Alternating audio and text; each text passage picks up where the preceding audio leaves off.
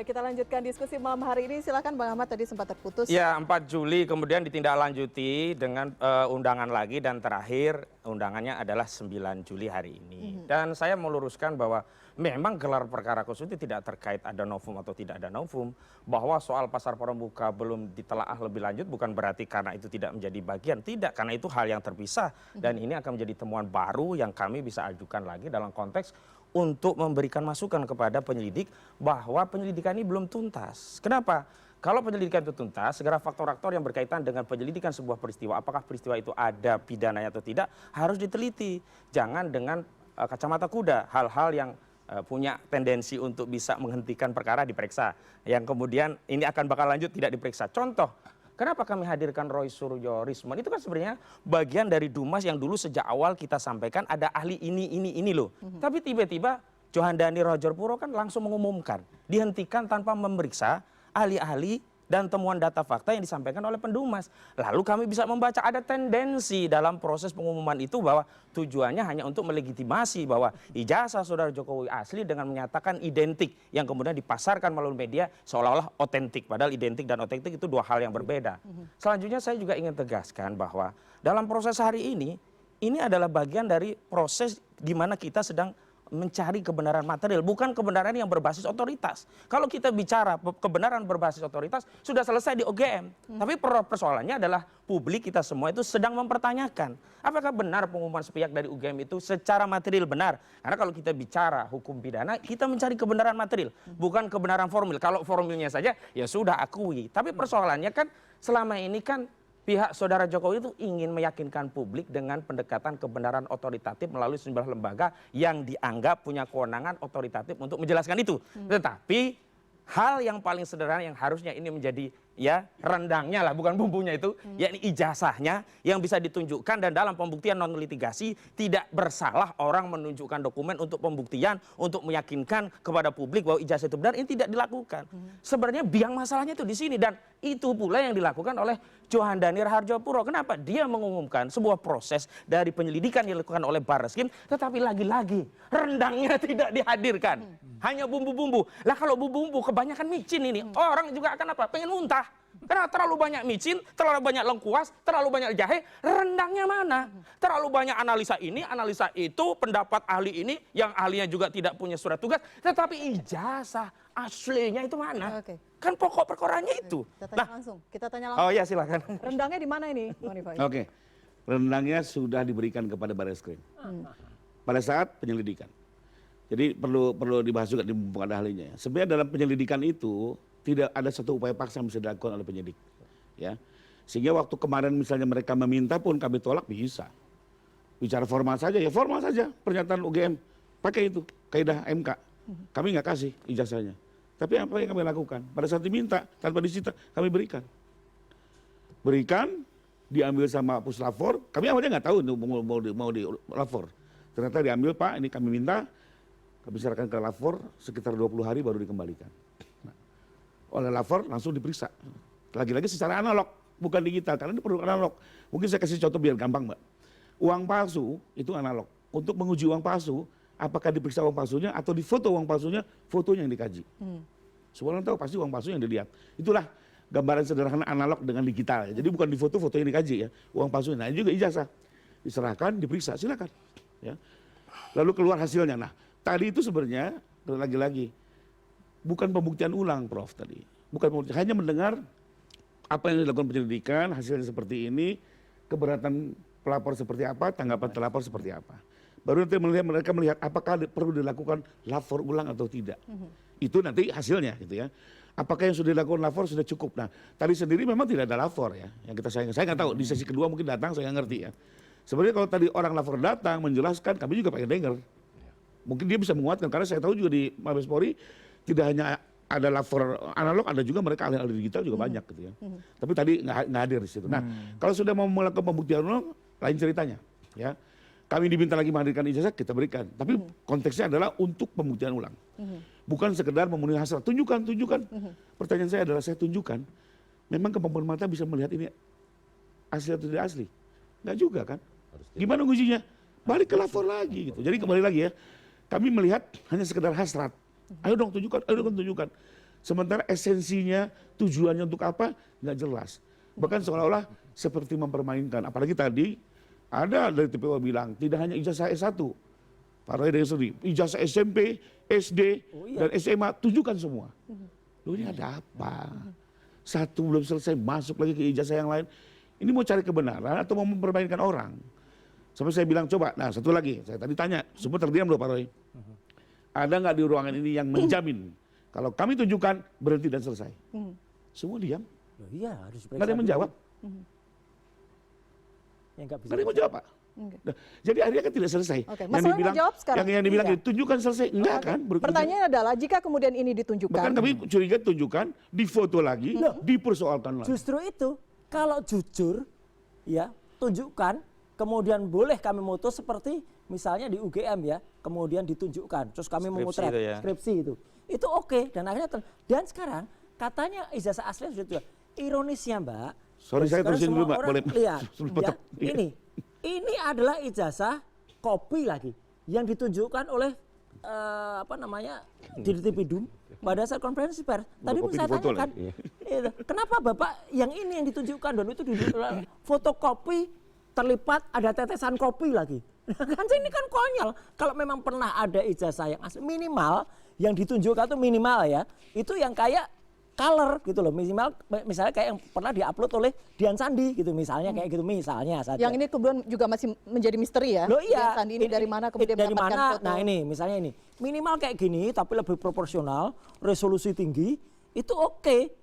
Itu bisa kita analisis gitu loh. Tapi kalau hanya sekedar barisin baca, kenapa kalau dia sudah pegang yang namanya ijazah asli, kenapa yang ditampilkan di layar itu fotokopi? Makanya inilah tadi fotokopi yang kemudian kita uji, dan dari situ muncullah banyak error-error tadi dan muncullah banyak analisis soal adanya comparison yang tidak match ya antara satu ijazah dengan ijazah Oke, yang ini terbukti. nambah lagi. Jadi tidak hanya ditunjukkan saja, tapi ditunjukkan, kemudian tim dari Mas Roy Suryo dan kawan-kawan Ya, kayak gelar, memfotonya, kan? kemudian kayak gelar. Misalnya, oke ada pencurian motornya tunjukin. Oh, dia ada goloknya, ada senjata sajamnya, tunjukin. Ada, dan kan wartawan juga berak motret tuh. Cek. Apalagi satu lagi yang penting lagi. Tadi harus saya koreksi.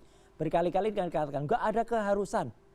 Saya kebetulan adalah orang yang menyusun Undang-Undang Keterbukaan Informasi Publik ya, nomor 14 tahun 2008 dan Undang-Undang ITE nomor 11 tahun 2008. Dan pada saat penyusunan itu kebetulan Mbak, ini nggak apa-apa saya tunjukin aja.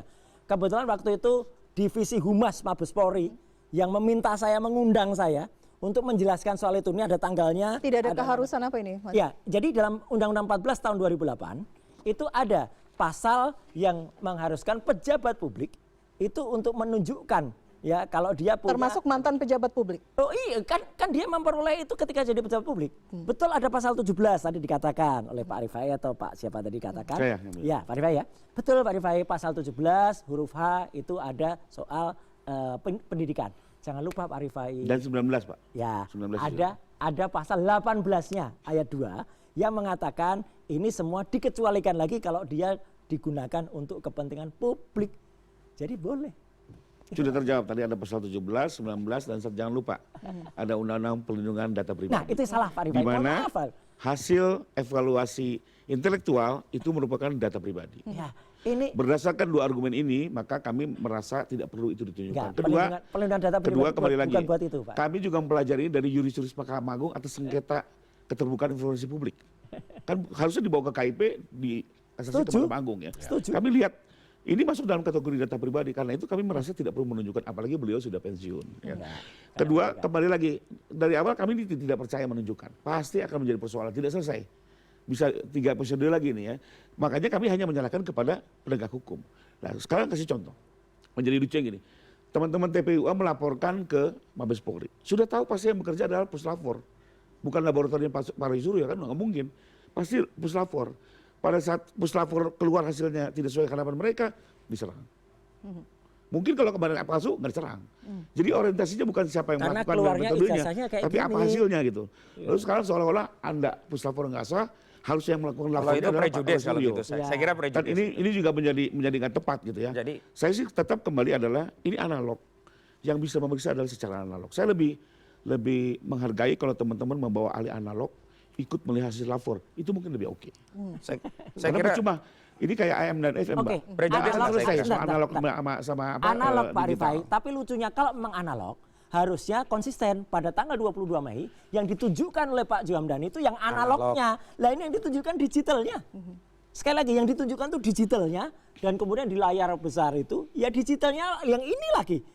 Jadi terus buat apa gitu loh. Ini ditunjukkan. Kalau kemudian dikatakan itu ada sebenarnya tampak kecil. Lah kalau tampak kecil dari samping itu bukan untuk menunjukkan. Kalau saja Pak Rifai misalnya yang ditunjukkan oleh Pak Juhandani waktu itu ya itu adalah hasil scan resolusi tinggi ijazahnya, mungkin nggak berani ngeluarin ijazahnya, tapi hasil scannya resolusi tinggi, ditunjukkan di belakang, dan itu benar-benar detail tinggi sampai kelihatan watermarknya. Ijazah yang benar itu kelihatan watermarknya loh. Ya, saya sudah cek juga ijazah-ijazah yang benar itu ada watermarknya UGM gitu. Nah sampai itu kelihatan, oke, mungkin kita bisa memaklumi. Tapi ini yang kelihatan ini fotokopi lagi, jadi fotokopi terlipat. Oke, baik, Bang. Nah, kalau saya sih sebenarnya kalau mau terang-terangan, kita juga jangan terjebak juga dengan pada ijazah. Saya sebagai seorang dosen, kan ada administrasi. Coba lihat, kalau memang ada data pendukung, itulah gunanya tadi penyelidikan. Penyelidikan itu apa yang mau dituju, disasar dari penyelidikan. Orang, benda, barang, tempat, peristiwa, kejadian. Ini kan dari sasaran daripada hal-hal dalam penyelidikan. Kita kaitkan, kalau orang mau dapatkan gelar, itu kan tidak. Pengalaman saya sebagai seorang dosen di kampus itu kan ada mata kuliah semester 1, semester 2, semester 3, semester 4, ada KRS. ketua jurusan, Ya. ketua segala Nah, macam.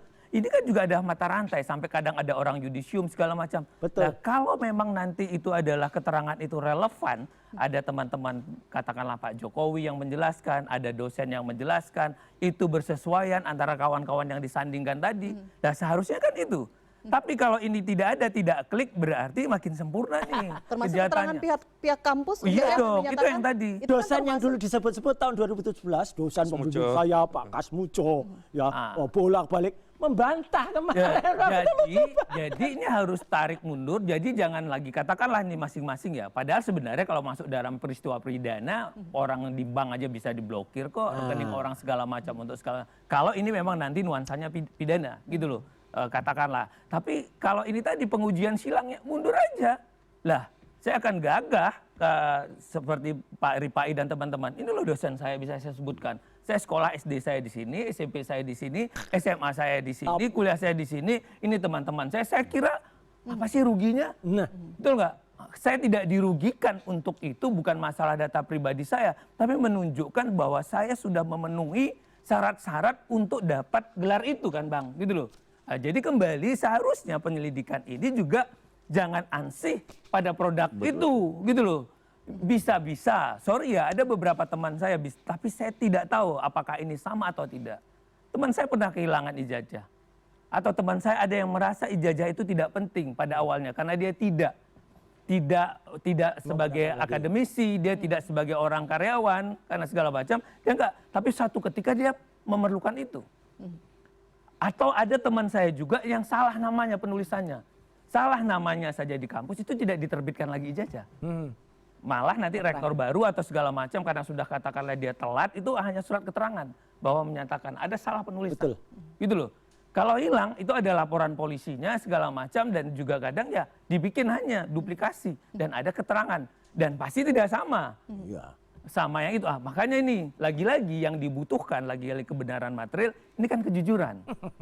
Semua orang punya perjalanan dan segala macam. Tapi kalau menurut saya kalau dia memang benar-benar melewatin syarat itu kan kita tidak ya ansih pada kertas, pada ijazah gitu loh. Tapi lagi-lagi secara sosiologis kita bilang siapa sih yang hari ini di Indonesia pejabat yang nggak bangga punya gelar? Setuju. Gitu loh. Ada rasa kebanggaan seseorang sewaktu Insinyur Soekarno, Insinyur Jokowi kan ada UGM bangga lagi. dong, Bangga gitu loh. dong. Gelar-gelar itu semua orang siapapun hari ini mungkin secara sosiologis yang tidak ansih hukum ya ini juga adalah kebanggaan. Oke, jika ada pertanyaan kemudian jika ini ditarik-tarik karena semua ya ijazah SMA, SMP dan lain-lain itu akan dipermasalahkan ya Mas Roy ya. Tadi Bang Rifai mengatakan seperti Saya tidak setuju mundur karena pada waktu udah masuk UGM itu kan sudah clear. Harusnya. Ya, waktu orang menjadi mahasiswa itu kan sudah clear waktu perpera. Jadi ya kita juga harus berani clear dong, betul loh. Jangan main tarik sana ke sini, saya juga nggak setuju nih. Kalau memang persoalannya adalah ijazah yang UGM, fokus di UGM. Apakah syarat-syarat semester 1, semester 2, semester 3, semester 4, semester 5, semester 6, semester 7, yudisium, sidang, ini runut nggak tanggalnya? Karena untuk Skripsi, dapat itu tadi, KKN. yes, skripsi, KKN, dan segala macam. Meskipun versi kepolisian sudah mengatakan itu, sudah disampaikan pada publik. Mana? Kita kepengen polisi menunjukkan hasil penyelidikan tadi. Oke. Ya. Karena hasil penyelidikan itu, karena apa? Jangan, ya lagi-lagi karena ini ada dua, katakanlah dua pendapat begini, seharusnya polisi profesional, Oke. presisi Ya. untuk menunjukkan supaya tidak ada orang ini kok goyah ya kepercayaan publik dan segala Oke, macam. berarti jika kemudian ada pelaporan pencemaran nama baik misalnya kemarin itu Bang Ade, berarti bukti-buktinya semua sudah ada dihadirkan juga. Ini kan ada dua kasus yang berbeda ya yang lagi berjalan ya Bang Asmi. Di Polda Metro Jaya Gimana, ada Bang Ade? pencemaran nama baik, kemudian di Bareskrim dari teman-teman TPUA yang kemudian Kalau melaporkan. Polda Metro itu ada 2 laporan. Kan ini ada 3 nih sebenarnya kasus. Ketiga. Ya, yang pertama adalah case TPUA, Bareskrim. Terus yang sekarang ini kita gelar perkara khusus kan? Ya. Kan gitu. Terlapornya Jokowi. Ya, terlapornya Jokowi. Bapak. Terdumas. Nah, terus kemudian ada di Polda Metro, yaitu Bapak Insinyur Joko Widodo sendiri yang melaporkan 310 311. Ya, terus kemudian ada tim relawan dan kumpulan tim relawan. Nah itu yang lucu. Ada beberapa. Nah itu juga ikut melaporkan gitu. 160, 28 ayat 2, terus kemudian 45A. Asukan. Nah, jadi artinya ini ada 3 case. Ya mungkin di sini kan ini dalam proses masuk kepada teknis penyidikan. Artinya kalau saya melihat sih ya kita ikuti saja. Apakah ini yang di Bareskrim juga nanti itu kembali diproses atau seperti apa? Nah, barusan tadi juga kita dapat kabar dari Mbak juga bahwa udah selesai itu untuk internalnya, pendalamannya. Nah, itu kita lihat apa hasilnya. Nah, kemudian yang lain pun sama. Karena ini masuk kepada teknis penyidikan, kita mau ngomong oh ini salah, itu salah, ini benar, ini. Kita juga kita berarti kita tidak mau mengikuti hukum itu sendiri. Nah, mari hargai proses hukum yang terjadi. Ini sudah masuk ke tahap artinya ke tahap penyidikan. Nah, kita lihat apakah dalam praktik ini memuaskan semua pihak Kalau soal atau itu biar Oke, Mas Hendy. jika kemudian hasilnya sama seperti yang disampaikan kepada publik, terbukti bahwa ijazah ini asli, artinya kemudian ancaman jeratan pidana pencemaran nama baik mungkin membayangi Mas Roy Suryo, begitu ya, Bang? Kalau saya kita akan bahas nggak usai substansi. jeda. Oh, Kita akan iya, bahas iya, usai iya. jeda. Tetap bersama kami di Prime. beda-beda substansi.